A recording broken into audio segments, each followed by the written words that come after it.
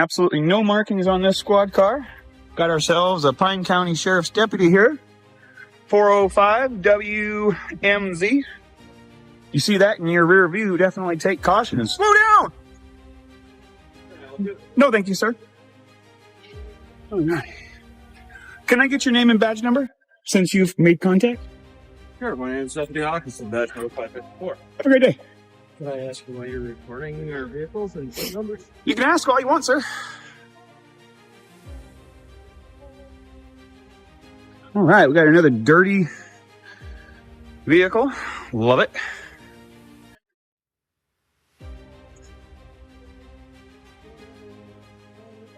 All right. Let's take a look at something here. As we all know, you have to establish privacy. Let's check out the zoom features on this camera. Hey, sir. No, you can't. Absolutely, I can, sir. Hey, well, Do not touch me. You cannot. You cannot touch me. You cannot be. Sir, it is available and viewable from public. Before we even get into the legal arguments, pause for a second and really absorb what you're watching unfold here. This isn't a high-speed chase. There's no crime in progress, no emergency call. What you're seeing is something far more common and far more dangerous when left unchecked, authority being challenged by accountability.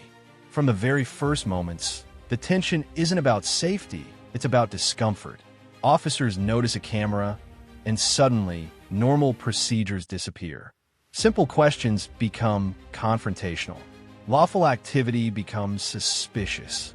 And instead of explaining the law, we hear feelings, assumptions, and made-up rules being treated like statutes. Yes. You actually, cannot interfere with me. Recording inside the vehicles with okay, let's take it down a step. Let's take it down a step. Okay, at this point, I am going to ask for your identification. My ID? Why? Am I being detained? Do you want to start me a call? Hold on. The office. Am I being got detained? A gentleman here trying to record inside squad. Day 2. Yes. And why am I being detained? Now, because, like I just told you, you're recording. Is that a crime? Is that a crime? Data privacy laws? No, sir. You are required to create your own privacy. I am not required to do your privacy for you. How you doing, sir? What's your name and badge number? Investigator Nygaard. Nice to meet you, sir. I really would like to take the tension down. Let's de-escalate. Right. So can I see your ID? No, you cannot. Okay. Not unless you have reasonable, articulable suspicion that I have committed, am committing, or am about to commit a crime, which is a statute or law. Not your feelings, not your policies, nothing about that. This is an unlawful detention. As a right. This is an unlawful detention. Will you stop interrupting me? Sure, I'm sorry. Okay.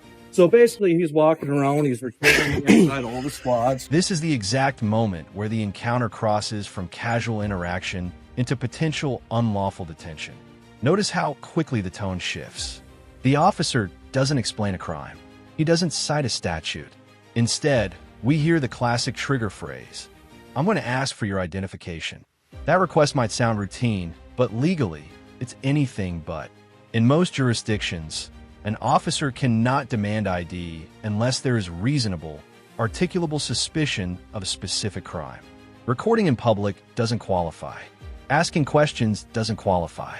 And discomfort definitely doesn't qualify that what's happening here is a fishing expedition. Officers sometimes rely on the assumption that most people don't know the difference between a request and a lawful order. Came up to my squad and then started zooming in on the computer and stuff, which is, our computers is private information. But you need to create the privacy. Okay. Not me. I'm a private citizen. Minnesota statute 13.05, subsection 5, paragraph 2, as you can see right on the screen, states. I don't care, but as of right now, if you have identification on you. I would be glad to provide it for you. In fact, it is in my Jeep. I'm sorry, but in order for me to provide to you my identification, you need to be able to articulate reasonable, articulatable suspicion that I have committed, am committing, or am about to commit an actual law. I'd like to inform you, sir, that you are outside. Okay, I'm just going to pull a piece of paper out here. You are officially outside of your authority.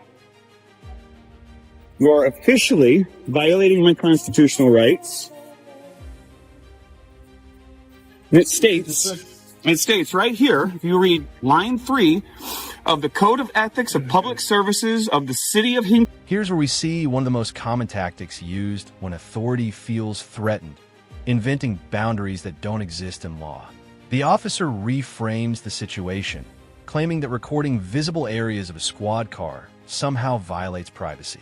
But privacy isn't automatic, it's conditional. If something can be seen from a public place, there is no reasonable expectation of privacy. That applies to civilians, businesses, and yes, law enforcement vehicles. But what's impressive here is the individual's composure. He doesn't insult. He doesn't raise his voice. He sticks to facts.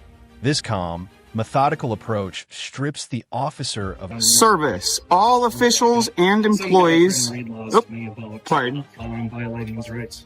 Officials and employees shall not exceed their authority or breach the law or risk others to do so. Let me ask you something, sir. If you do not have RAS to demand my identity, and you continue to demand my identity, is that violating the law? As of right now, like I explained to you, going inside, recording inside the computer and stuff, which is a violation of You data will privacy find it is laws. not.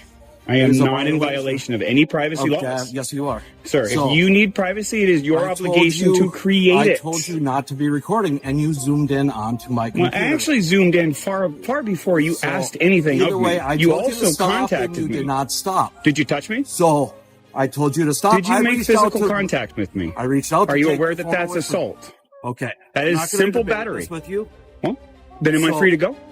Do you have an idea? I do. Can I see Always. it, please? No, you may not. This section is legally critical.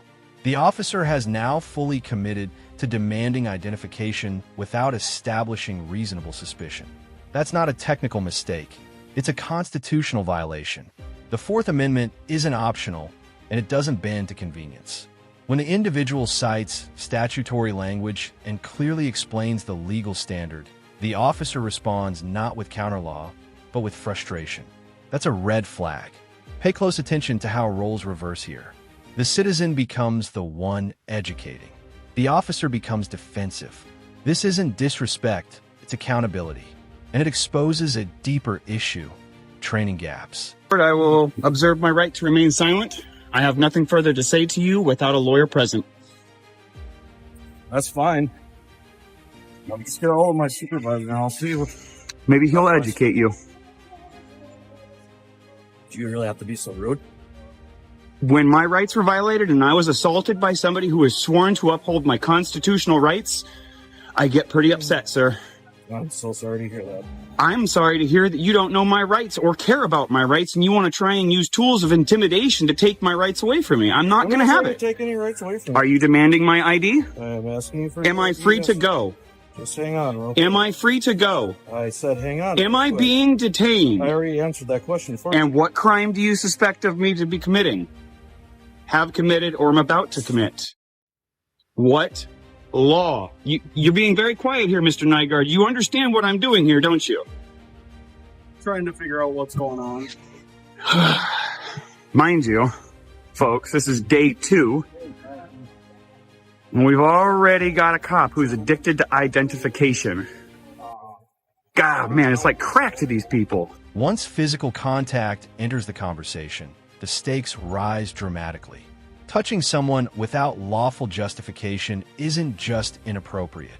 It can cross into criminal territory. The individual recognizes this immediately and does something incredibly important.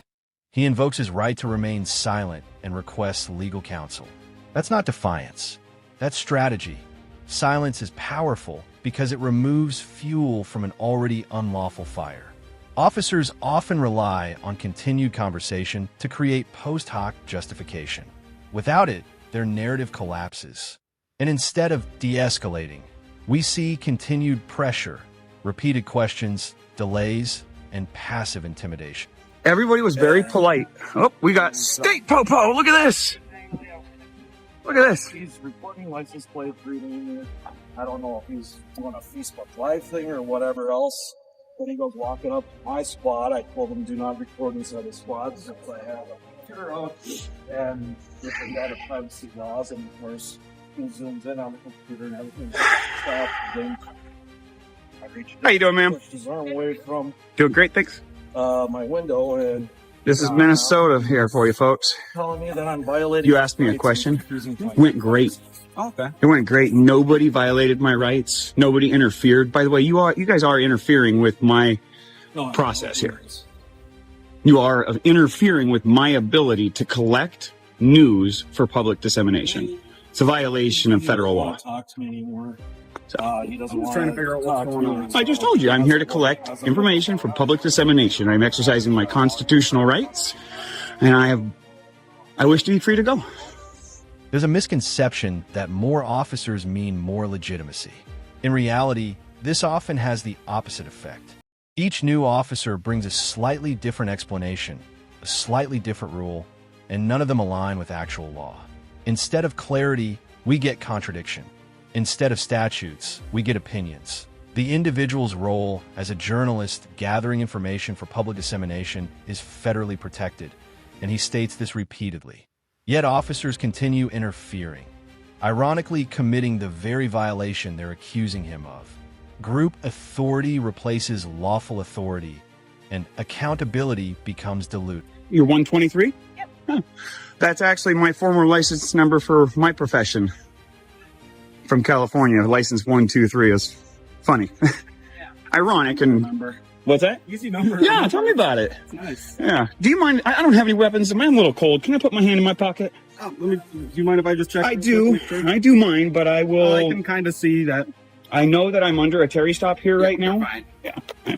I know I'm on a Terry stop, and I know that gives you the right to pat me down, so...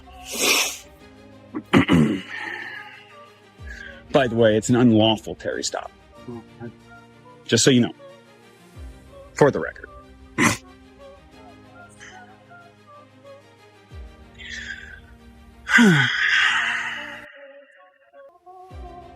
So, C. Hawkinson, tyrant, in charge.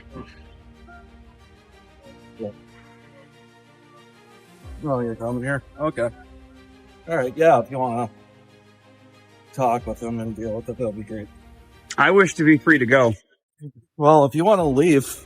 I wish to be free from your detention, sir. Okay. This moment perfectly illustrates a critical distinction.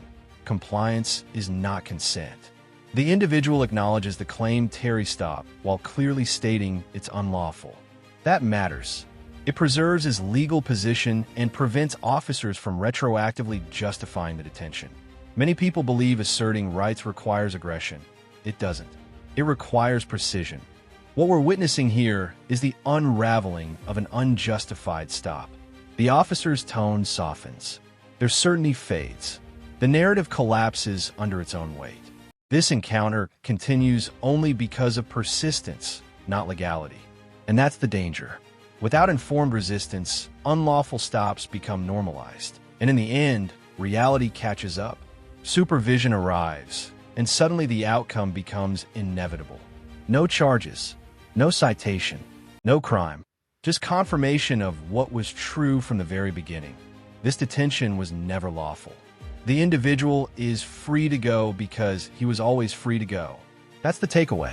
Rights don't disappear because someone in uniform is uncomfortable.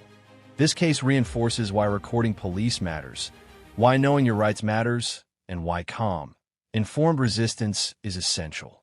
Authority must be accountable,